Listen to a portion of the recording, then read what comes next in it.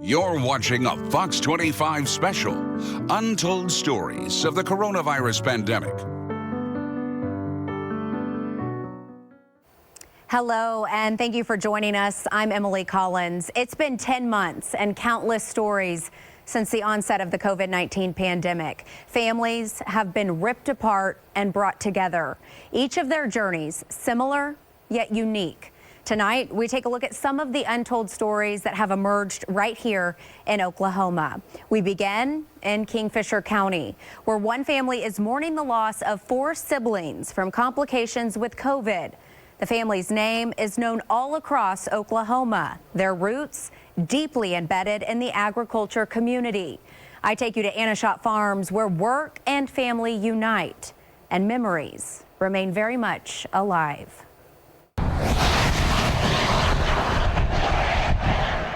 We went from being one of the biggest families in Kingfisher County all of our lives to, in 3 weeks, being a mediocre-sized family. So that's Paul, he's the oldest, Nick, and Ron.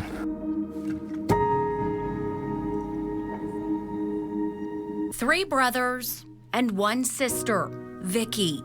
4 of the 10 Anashot siblings, all gone within days of each other, each of them battling COVID until their last breath. Their last surviving brother, Larry, now left to pick up the slack on the family farm, where their blood, sweat, and tears span decades.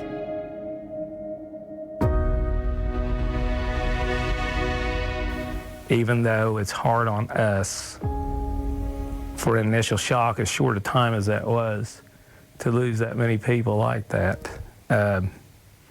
it's better on them. It's harder on us here because of those memories and things that you try to pull forward with. So many memories, many of them lining the shelves of the homestead.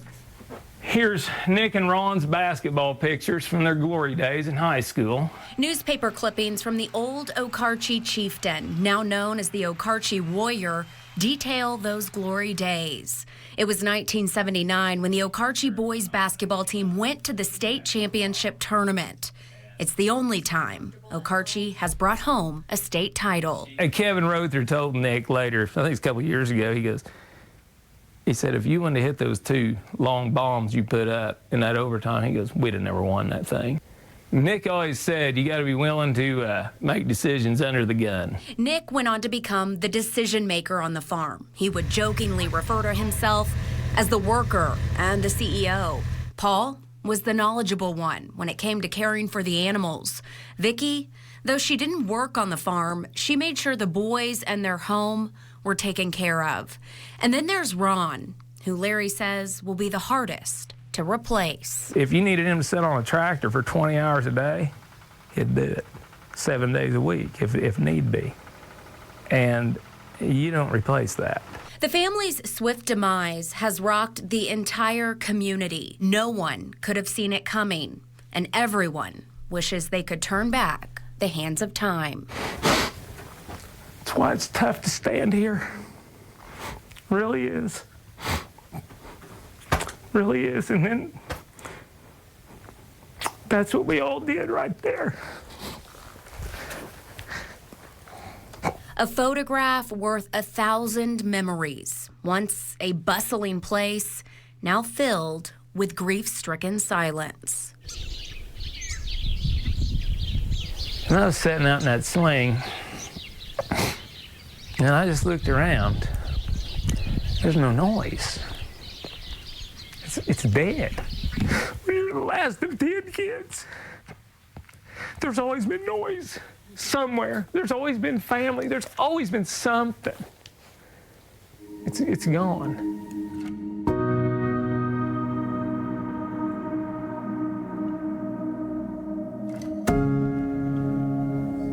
But their legacies will live on.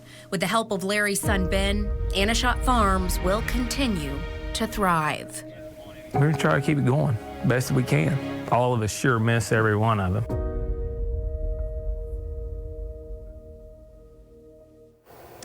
The Anashot family is not the only Oklahoma family that has been ravaged by COVID-19. A family and more still struggling to move forward after losing their parents to the virus weeks apart.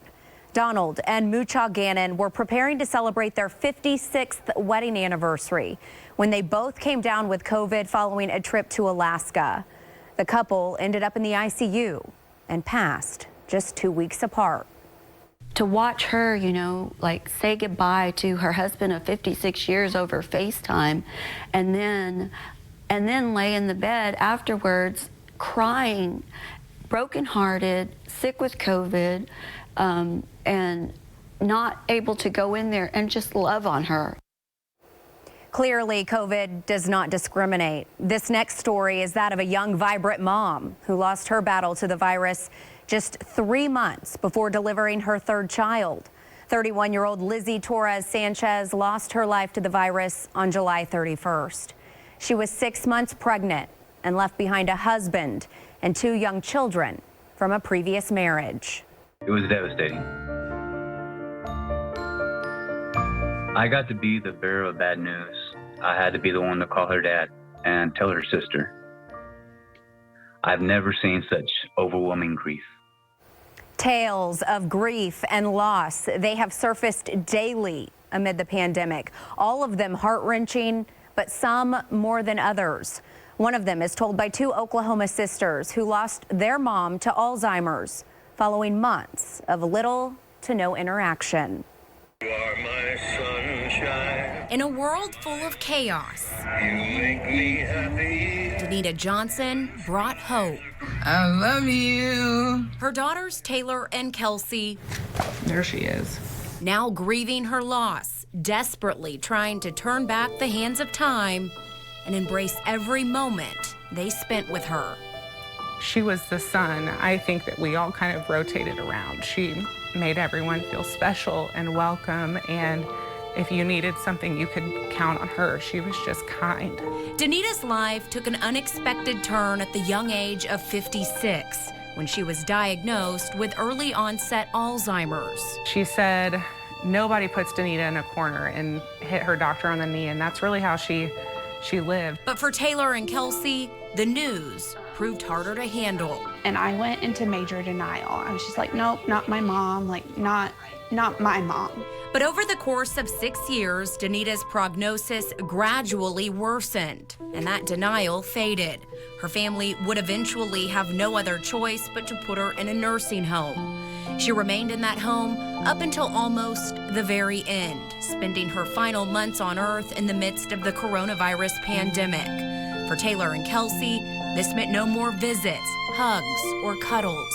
In fact, the closest they could get to her was from the outside, looking in. I told Kelsey on the day that they told us we couldn't visit anymore, I said, this will kill her. We would go and see her through the window, but her interaction level was just not good. We knew her vision wasn't good either, so like trying to get her attention through the windows, we looked a little crazy, but we would do anything for that mama, just like she would for us. Danita was eventually moved into hospice care and took her final breaths 10 days later on May 30th. Fortunately, at a time in the pandemic when family and friends could gather to say their final goodbyes. She was stubborn, so we thought there was just no way she was going to go out without being able to have her life celebrated, so she rebounded in a miracle fashion and held on until May. Taylor and Kelsey are now left clinging to only memories, but they know that when times get tough and there's nowhere else to turn, they'll find her in the sunset. Please don't take my sunshine away. The pandemic is affecting families in many different ways. And for one, it means they can't see each other, and a father can't see his first child being born. Why this Oklahoma family couldn't be together for months. Coming up. You're watching a Fox 25 special, Untold Stories of the Coronavirus Pandemic. Separated by coronavirus, travel restrictions have kept some couples worlds apart. An Oklahoma State graduate and soon-to-be mom hadn't seen her fiance since early March. When I first sat down with Corsi Crumpler and Sean Donovan, Corsi was days away from giving birth. and feeling more isolated than ever. One couple, two continents. Hey babe, it's me. I just want to let you know that I'm thinking of you all the time and I'm so proud of you. The voice on the end of the line is Sean Donovan. Donovan lives in Dublin, Ireland. His fiancée, Corsie Crumpler, is an Oklahoma State graduate who calls Wichita Falls, Texas, home. So from March 3rd through the 8th, he stayed with me. And I remember on the 8th was the last day that I saw him. They've now spent more than 4 long months apart. Look at these, babe. And are days away from welcoming their first child together. Sean has never felt a baby kick. Due to U.S. travel restrictions, Corsie will have to undergo labor and delivery in the States alone.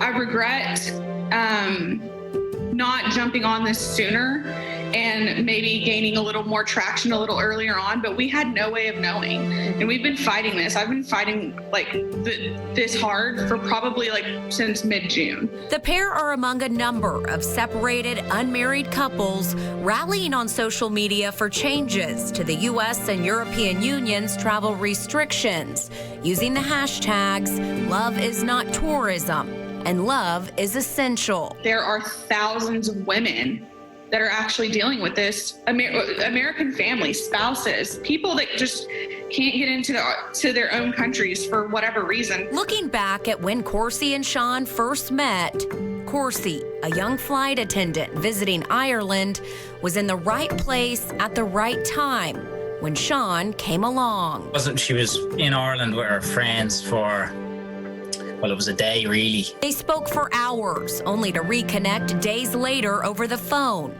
This would eventually lead to dozens of visits back and forth from Ireland and the U.S. Travels that now feel like distant memories, with interaction limited to daily calls, filled with fretting. Hey babe, I actually just spoke to the lawyer. Over when they will reunite, and Sean will be able to meet his son. It is frustrating, the one time you're about to have a baby with someone you love, and something like this happens. In a proclamation signed by President Trump on March 14th, a person is exempt if they are the parent or legal guardian of a U.S. citizen or lawful permanent resident, provided that the U.S. citizen or lawful permanent resident is unmarried and under the age of 21. But according to the U.S. Embassy in Ireland, because Corsie and Sean's baby is not yet born, Sean doesn't qualify. It kind of feels kind of surreal that it's happening, but at the same time, I am finding peace knowing that I can go within a day or two later. Corsie feels differently. So we called to inquire about, what constitutes as life, because according to the current administration, life starts in the womb. Mm-hmm. So that was kind of my argument that I was trying to push. But so far, that argument has fallen on deaf ears, both at the state and federal levels. As for now, Corsie and Sean's focus See it, Sean. First click is delivering a healthy baby boy. But Corsie's fight for answers is far from over. They haven't heard the last of me, and they're not going to. Whether they make it into office in November again or not, I'm far from done. Corsie gave birth to their baby boy Taus on July 22nd, and it wasn't until Sean had his birth certificate in hand that officers at the Dublin airport would finally let him board a plane to the United States. The couple spent 90 days at Corsie's home in Texas before Sean was forced back to Ireland with Corsie and Taus in tow. We caught up with the couple right before they left. I won't split up my family. That's not a threat. That's not me trying to be some kind of renegade against the government. That is a promise that every mother should make. The couple remain in Ireland today, awaiting Sean's K-1 visa. Long hospital stays for COVID-19 patients have become the new normal. And for one woman, it's a terrifying tale of just how serious of a toll this virus can take on the body. That story is coming up. You're watching a Fox 25 special, Untold Stories of the Coronavirus Pandemic. Another harrowing tale of survival as an Edmond woman recounts the nearly 3 weeks she spent in the hospital fighting COVID-19. But as I learned, she's now more afraid than ever. It was very scary, and all I wanted was my husband. It was a nightmare. For the first time, I realized how bad this really was going to get. Missy Rust spent 23 days in the hospital with COVID-19. She was heavily medicated and intubated, but coherent enough to know what was going on. You can't talk, you can't move. I fought the ventilator pretty hard. I can remember that at least 2 or 3 times. I couldn't open my eyes, and all you can think of, or at least all I could think of, was wanting to see my husband. And there's no chance of that. The fear and isolation were at times so overwhelming, Missy no longer wanted to be alive. And your reality is maybe not reality because you're on so many medications. And it was very difficult for me. There were times that I asked them to just go ahead and let me die because in my medicated mind, I felt this was my forever.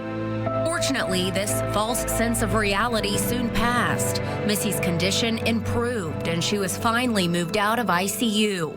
Dusty was then able to visit and would sit by her bedside until visitation hours ended each night.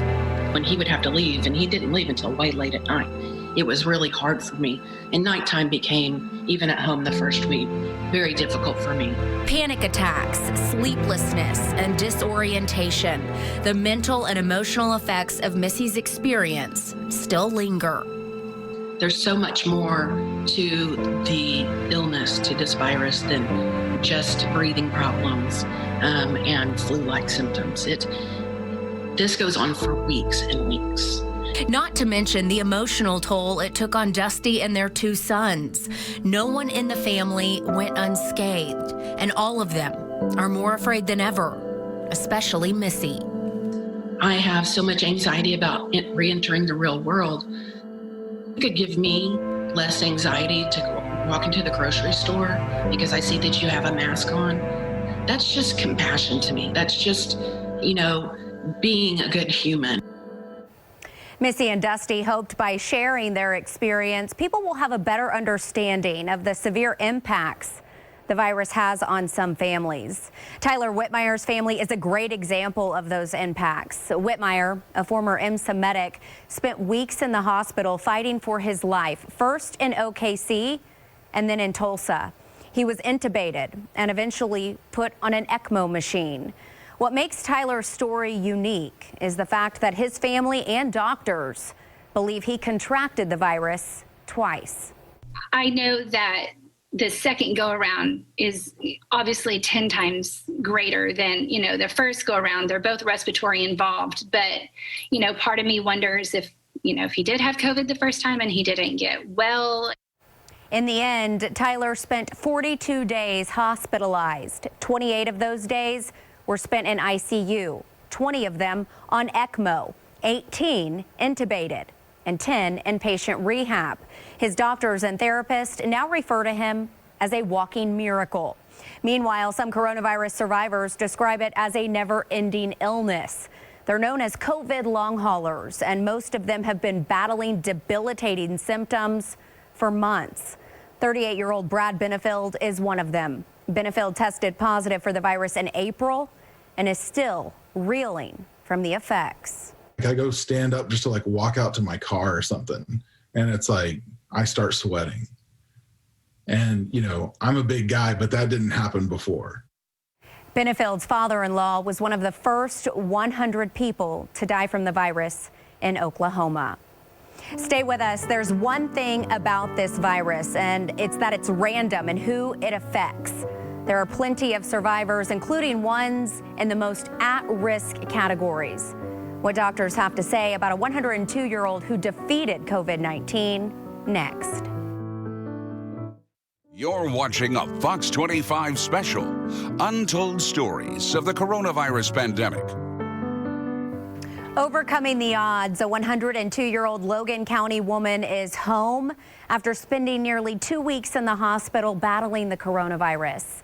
Clapping and cheering echoed through the halls of Mercy Hospital in Logan County as Della Hawthorne made her victory lap. She's described by doctors as a true fighter. We all know and we've all heard that the older you get in age, the more susceptible you are to this virus. And yes, Della showed a lot of fight, and so here we are celebrating the fact that she's been able to leave the hospital and go home. Della's son told staff as she was leaving the hospital that he thought that day would never come.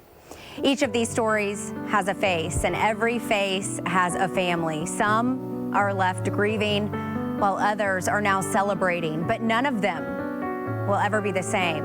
All of their lives have been drastically changed by an invisible enemy no one saw coming. These are the untold stories of COVID-19. For Fox 25, I'm Emily Collins.